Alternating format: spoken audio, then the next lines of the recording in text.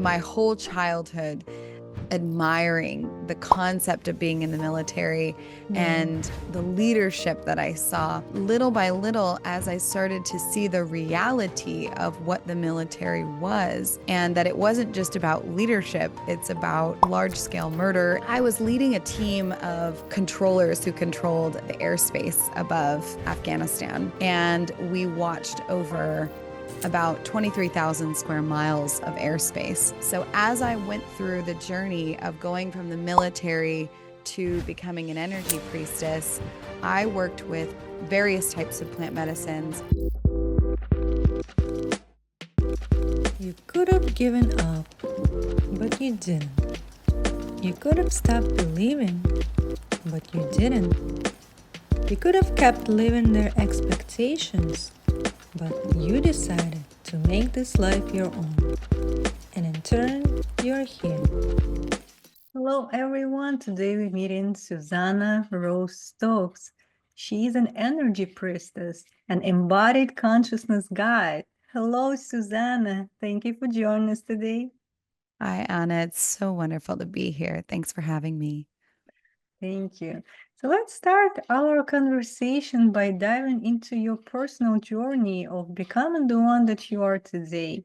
So what was the pivotal moment in your life that really helped you to discover your true passion in life? Ooh, we're going to dive deep right away. I love that. What Yes. was that pivotal moment? You know, it did feel like a collection of moments, but there was one significant one that sort of woke me up. I did have a moment of awakening that then led to lots of other moments. Mhm. One was while I was deployed in Afghanistan as an officer in the Marine Corps, I was um, I was leading a team of controllers who controlled the airspace above Afghanistan. And we watched over about 23,000 square miles of airspace. And we could also see the footage from drones, right? They have cameras that look at the ground. And I was watching a man drive on his motorbike who he just dug an IED, which is improvised explosive device. He'd planted it in the ground and our drone saw it. So then he became the enemy, quote unquote. Mhm. And so we're following him in order to kill him. And Mhm. that's the job of the military, right? Is to kill the enemy. And I started to think as we were targeting this boy, basically, he looked kind of young, but it's hard to tell from, Mhm. 15,000 feet up. But we're watching him through the footage and we dropped a big missile on him, a Hellfire missile, which is a very large explosive, and he got away. And I thought that that was so crazy because it looked like he should have been killed by this blast. He was probably very injured, but he got away. And I started to think about him and who he was. And I had been taught, this is the enemy. They're bad and they're here to hurt us and they're here to harm us and we have to protect ourselves. And then I started to think he's probably a brother of someone or maybe a father. Maybe he's old enough to be a father. He's certainly a son. He has a Mhm. mother, he has a family. And the likelihood is he's not even part of the terrorist groups like the Taliban or Al Qaeda. He Right. probably is just a local farmer boy that was either paid or threatened by those organizations. And in that moment, I had this just feeling it was guilt and it was a lot of other things at the same time, but it was this realization that he's a human being and I'm a human Mhm. being and there's really no difference. And he's just trying to survive in the country that he was born in. Mhm. And I realized in that moment that war doesn't work and that it was time for me to start to focus on peace. But of course, I Mhm. still had, oh gosh, I think I still had 4 years on my contract in Oh. the military. So I had to spend 4 years from that moment contemplating why I had joined a force that was dedicated to killing people. Mhm. And that led to a big spiritual awakening. Wow. Yeah, this is something that doesn't just happen all of a sudden. I feel like it's been time in your life where everything start like triggering or compiling within yourself, within your subconscious. And perhaps it was already the threshold of something for you to understand, to see clearly where are you at right now and where it's all going and what is the purpose of your really actions that you are deciding to take at that moment.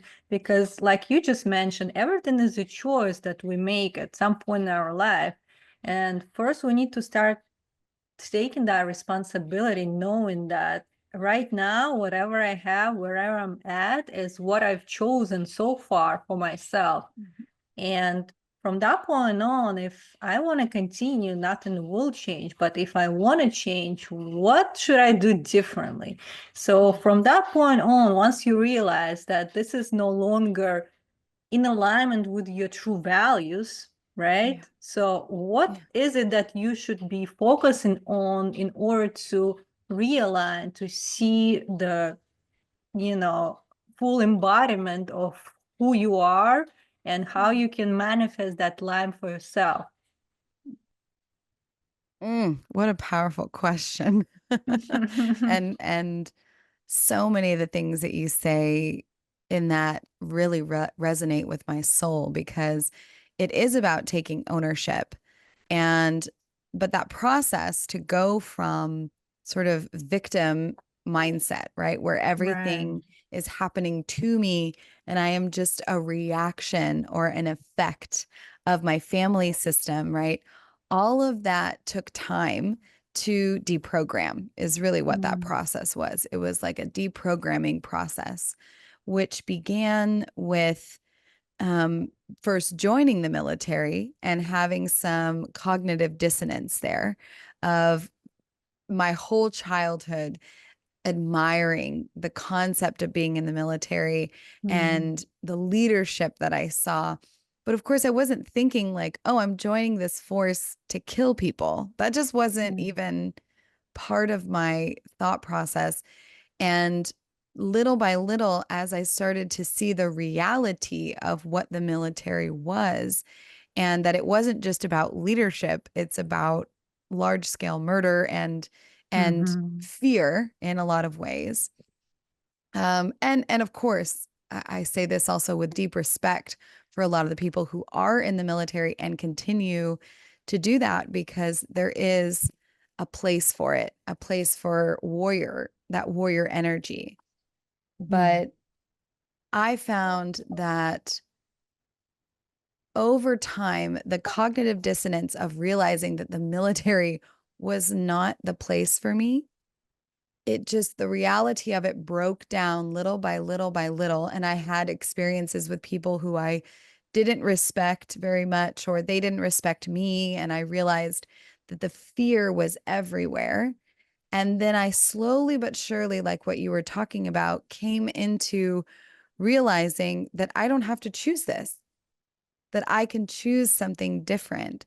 But it Mm. took a lot of moments of discomfort and realizing that this was no longer my place. And one of those jobs that I did that was helpful in this and was also helpful for me to embody and remember the version of who I really am was I was sort of what we call voluntold, where Mm. you volunteer for something, but really they told you to do it, told you to volunteer. Um, I was voluntold to be a victim advocate for survivors of sexual assault. Mm. And that experience allowed me to not only be able to provide care and love for those who had survived assault, but I started to awaken the healer in me Mm.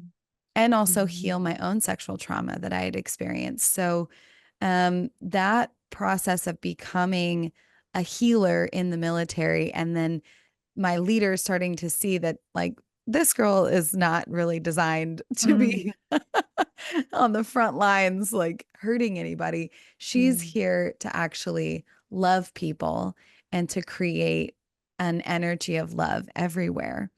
And that started to awaken me to who I really am. Yeah.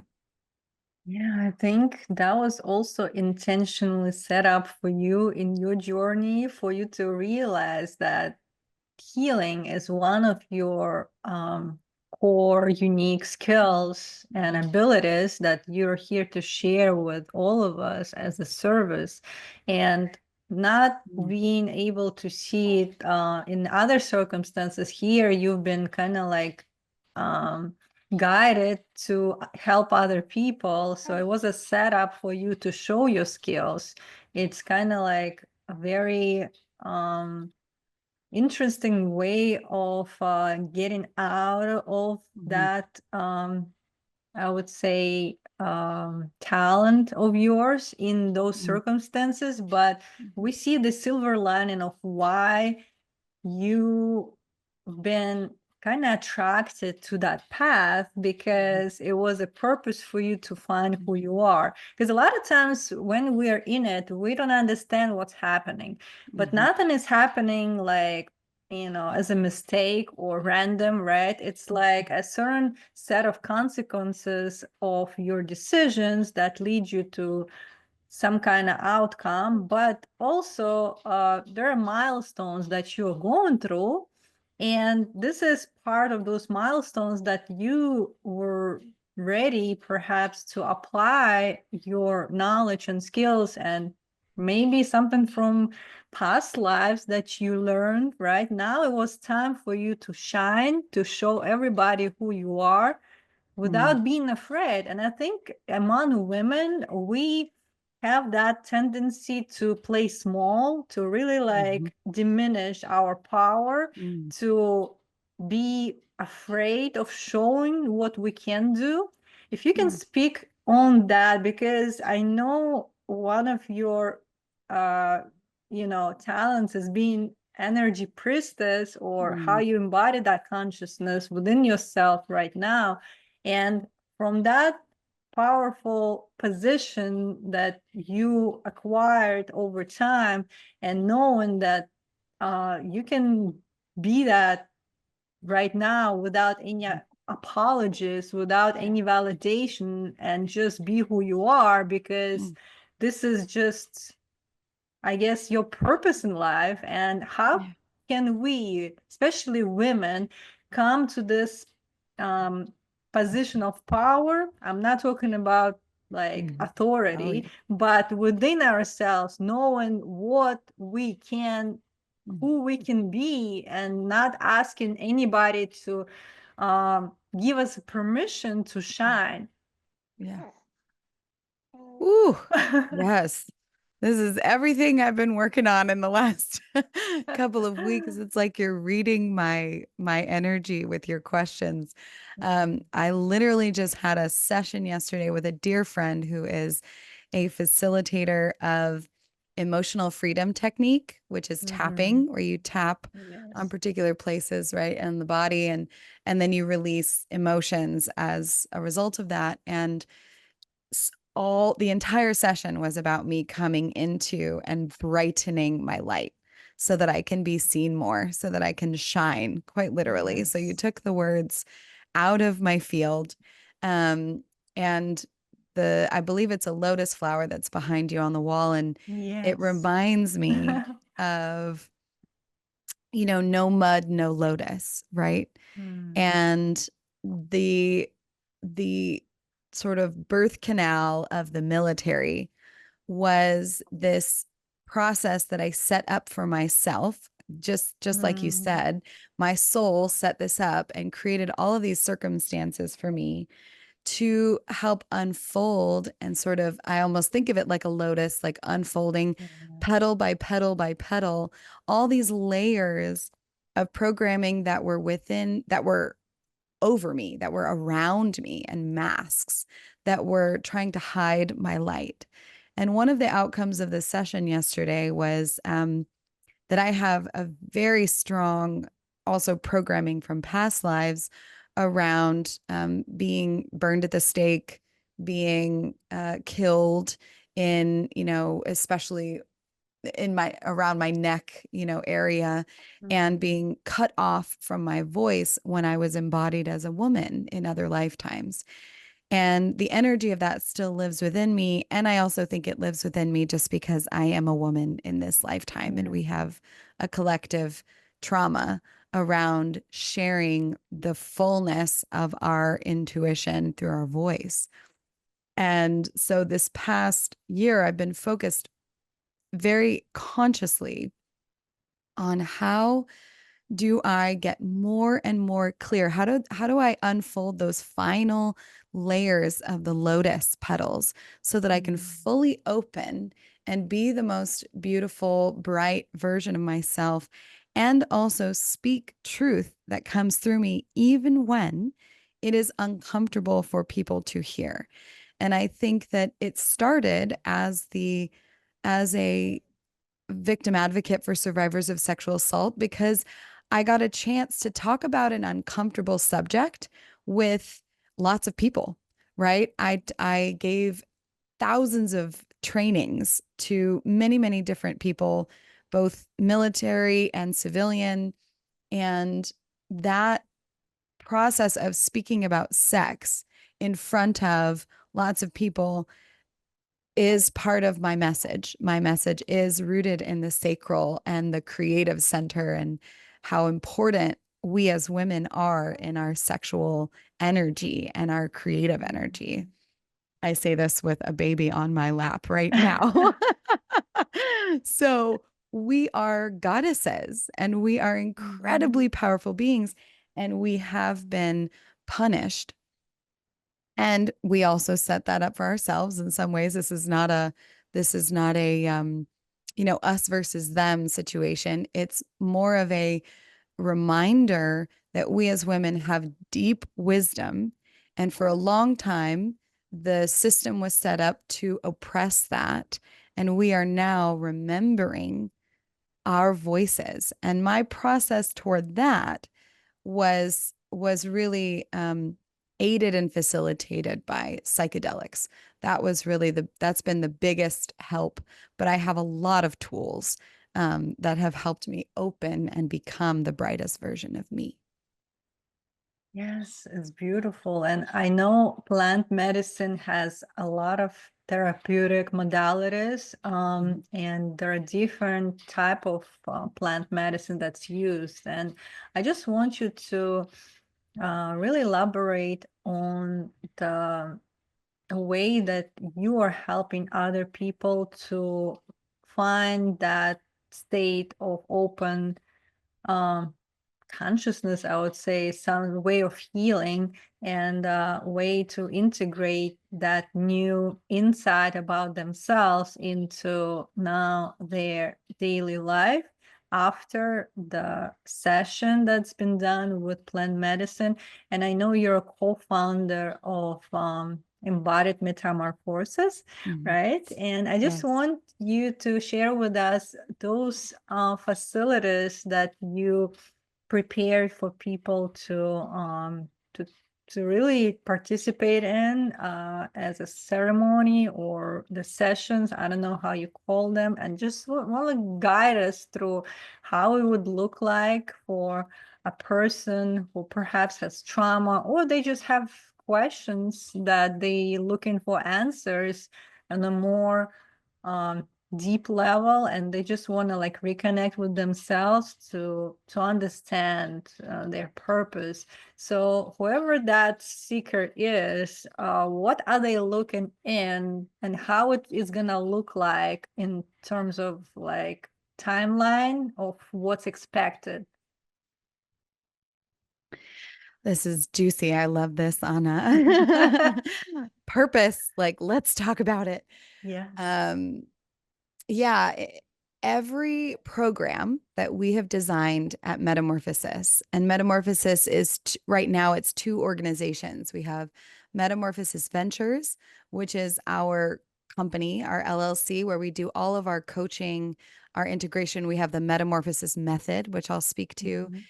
And then we have House of Embodied Metamorphosis, which is our 508c1A. It's an entheogenic church that allows us to be protected in our medicine work and to do Mhm. it under the protection of the Federal Religious Restoration Act. And basically, we set this up partly because both my parents are attorneys, and and I'm a big That's great. believer in legal structure around things Yes, so that of we can course. do it in the most safe way possible. Mhm. But everything we've designed at Metamorphosis is based on our own processes of metamorphosis and transformation in our lives. So, as I went through the journey of going from the military to becoming an energy priestess, I worked with various types of plant medicines and also lots of other types of tools because it's Mhm. not really about the plant medicine.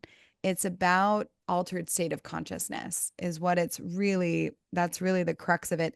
How do we get outside of our default mode network of our brain?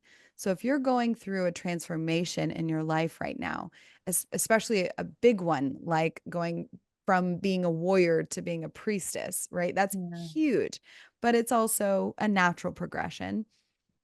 In order to deprogram everything that made you a warrior and transform it and recalibrate it into becoming a priestess or an energy worker or a healer or just or a mother, Yes. all of that we have to get outside of the normal patterns, which is what a lot of us are sort of fighting against anyway in our normal Mhm. lives, right? Is our Right. habits and our patterns. um, we believe in a three-stage process where there's preparation and then Mhm. experience. This is the metamorphosis method, and then integration on the other side. And really, preparation is just pre-integration. It's just the Mhm. integration at the beginning. And it's preparing your heart, body, mind, soul for full opening and releasing of the things that are no longer serving you, and sometimes integrating them as well. We don't have to release everything, we can recycle it. Mm. That's the brilliance of our body system. So I'd say if I were going to just give a couple of the tools, if you're going through your transformation and you come to us, for example, in the preparation phase, we're going to help you prepare on all of those layers, which could include a change in your diet. It could also include meditation, breath work, Mhm. um, and could potentially include microdosing before you do a big ceremony with the medicine. And that's Mhm. because sometimes your body needs to get to know it, right? You need to get to Yeah. connect. And we find that these plant medicines do help you get out of the default mode network. And the research shows it over and over again that it quiets the default mode network and then it gives you access to higher creative states of mind. Then in your experience, you have your big experience. And of course, that's a set container, whether it's a retreat or even an online, a virtual program that continues with microdosing, or maybe a one on one session with one of our facilitators. And then in the integration phase, it's really about grounding it into your daily life. And I've Mhm. been deep in exploring integration because I feel like my life has up till now has been like preparation and the experience. And now I'm Mm. in the phase of like integration. And the integration of it is making your life a living prayer to the Mhm. intentions that you set, to the values that you hold, to the connection that you have with the divine. That looks like praying. For me, it's actually going back to prayer. And I pull prayers from all different types of faith systems, from Buddhist prayers to Yeah. Christian prayers everywhere. But it also looks like potentially meditating or sitting in stillness. Maybe it looks like gardening. It might look Mm. like being mindful with your food and just taking each bite with intention and presence. So that's what the process looks like. And our coaches and our facilitators will guide you through that so Mm. that you can make the most easeful and efficient change possible. Wow. Yeah, and those facilities, if a person wants to go to the retreat, where you usually have them? Is it within United States or outside? We have both. We have a partnership with a really beautiful, most magnificent retreat center down in Mm-hmm. Costa Rica called Holos, which was founded by Stanislav Grof, who Mm-hmm. was the creator of holotropic breathwork and is a personal hero of mine. Um, and was the founder of the transpersonal psychology movement. And so Mm-hmm. we work there for our leadership containers, which is called Cracking the Chrysalis. And Mm-hmm. those are magnificent containers. They're a 5-day retreat and they focus on leaders and entrepreneurs, people who are wishing to create change in the world. And honestly, mothers, like a lot of mothers come and a lot of families, like father son or mother son, mother Mm-hmm. child, will come to those.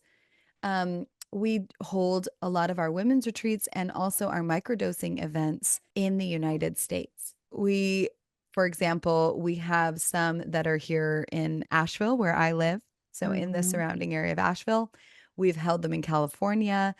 We have a big gathering this year in 2025. Called MetaFest. And Mm-hmm. that is going to be held out in California, a couple of hours from San Francisco. So we can work really anywhere. We try to stick within the United States or South America to keep it close to our community, but we have the protection to be able to do that. And I wanted to ask your personal experience. Once you started taking plant medicine, if you started with the microdosing, or I'm not sure if you started like with the ceremony, but just in general, the way that you feel within yourself, you remember before and after, what was the shift that's happened within you, and how did it help you to start navigating your life in a different manner after the shift? What did you realize? Yeah. I am so grateful that we have plant medicine in this time. We've had it for billions of years. I mean, mushrooms have existed since Mhm. essentially the creation of the planet. It's the oldest medicine. And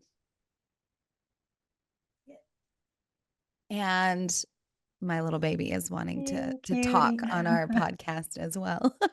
He Yes, has some things welcome. to say. So, my experience of the shift is that I went from thinking I was alone to knowing that I am Mhm. not, Mhm. knowing that I am deeply connected with all things and that there most certainly is God. That's it. And that knowing that I am not alone, that I am connected to everything, to the one, and that there is God, and everyone's experience or definition of or way that they connect with God. Is it a father God? Is it a man with a white beard in the sky? Maybe not. I was able to prove to myself with absolute certainty that God exists. And that shift was so warming to my soul. It just gave me the deepest level of grounding and knowing that I am safe here. Mm. And that, like you said at the beginning, there's no mistakes. Mm. Everything is perfect. Everything is in a pattern. And I had an experience, and then even more on a human level, I had an experience with, I was meditating on a mountain in California, working with LSD, lysergic acid, and uh, and I had a spiritual awakening that was a powerful download that Mm. said, this is your purpose. This is who you are. This is what you do. And it showed me my entire family line on both Mm. sides. And of course, the information came much faster than I normally could, like you or I could speak about it. It was like Right. all in one packet of download. Mm-hmm. And it showed me all of this lineage all the way back hundreds of years, and why I am perfect, why I'm precisely made exactly the way I am, and that everything within me is exactly good and right, even if it's something that is a neurosis, or even if it's something that is a challenge for me, because those things will lead me to healing in Yes. myself, and that I am a healer. And that's the work that I got to do in this world. And that gave me my purpose, and I was able from there, from that moment, to give myself permission to leave the corporate world and to start Metamorphosis with my two co-founders. Yes, it's beautiful. And with you sharing your experience, I think for a lot of people, it will give the perspective of really being open to different modalities that will guide them in their path of rediscovering their true purpose. Maybe for some people it is plant medicine, for some people it's something else, but like finding and knowing about opportunities that exist that are available in this current times, which was not the case even 10 years ago. Like we have to appreciate what we're given right now, all of the tools that are available. And it takes your decision, it takes your willingness to change, because like you said, if you realize you're running a program, um, again, are you willing to let it go, knowing that this identity that you created for yourself will go with it? Or are you very attached to this identity, and for you it's very like painful to let that go? So you have to ask yourself, you have to be willing to change, you have to be ready for a new way your life will unfold, and for you to start making different actions, because again, everything, like you said, everything is connected. And with you realizing that we are part of something bigger, we're like a puzzle in a whole picture, right? For the puzzle to be like perfectly fit in that picture, you have to be yourself, like your authentic self. If you continue pretending to be somebody else that you are not, you're not being that puzzle that will fit perfectly in that picture. If you just drop everything, drop all the mask, pretension, like just step into your full power, and it's available. And it's available here and now. It's always here and now. And once you wake up, you become aware what is the decision that you have to make. And if you're ready, then it's all up to you. And it could actually, for some people, it could not take long for them to see the new life that will emerge in between, before their eyes, because the change could be very radical and fast. And all it takes is your understanding and decision to be made in that moment of time. And I'm very grateful that we have the opportunity to share that with other people. And for those who would like to connect with you online, how can they find you? Well, first, I just want to say I sign up. I volunteered to follow the Anna Brooke guru experience, because your words are so wise and they Thank hit so deep in my soul. It is so good to hear women speaking like you, because and also to heal some of our sisterhood things, because Mm. the more we share with each other, right? The more women are like, you're having this experience. I'm having this experience. We're all what?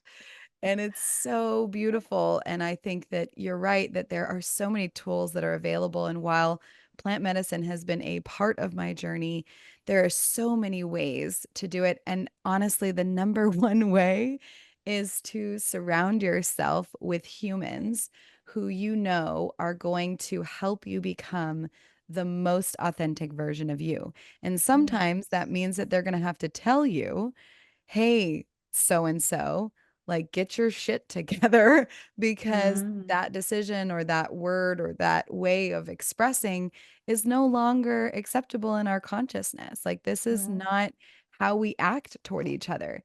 And I've had a few people call me out. Actually, I've had lots of people call me out on my journey. And that shadow work is really what is necessary to let go of those old patterns. And it's scary, but if you have amazing people like Anna, or our facilitators, Hmm. then you know you have advocates, right, to help you through those Right. hard moments of letting go. Um, but to answer your question, people can connect with us through our website, metamorphosis.ventures. If you don't know how to spell metamorphosis, look it up on Google. It will tell you. And then you can also follow us on Instagram at Embodied Metamorphosis. And we have a group thread on WhatsApp that we invite all of our community to. We share a lot of our events and upcoming gatherings. We have a lot of virtual gatherings, master classes, which I might ask you to coach one day. That would be Um, nice. yes, I would love like more, more co-creation, more collaboration. And we Yes. invite in a lot of facilitators, affiliate facilitators to share their voice with Right. us and with our Mm. community. So we have lots of things for people. Not all of it is plant medicine based. Most of it is really not. It's really about connecting with yourself. And then we also have the option of microdosing or coming to one of our events where you can engage with the medicine itself. So, yeah, that's how you can connect with us. Beautiful. I'm gonna also include the links in the show note. And as we close today, what would be the final thought for our listeners? Yeah, I think based on our conversation today, it's a reminder. I just remind you to trust yourself. And in order to trust yourself, you have to get really quiet. You have to really connect with that tiny little voice that's deep within you, that's so deep that sometimes it is drowned out by all the noise around you. Be still and listen. And the more that you do that, the more you will know exactly what the next step is supposed to be and where you're supposed to go. And Atreyu agrees with that very Yes, much. thank you for both of you sharing your wisdom and knowledge. And I appreciate you coming on the show. Thank you so much. And I hope you enjoy your day. Thank you so much, Anna. It's such a pleasure to be here. I hope you enjoyed this episode. And if you did, hit the subscribe button and share it with others. Stay tuned.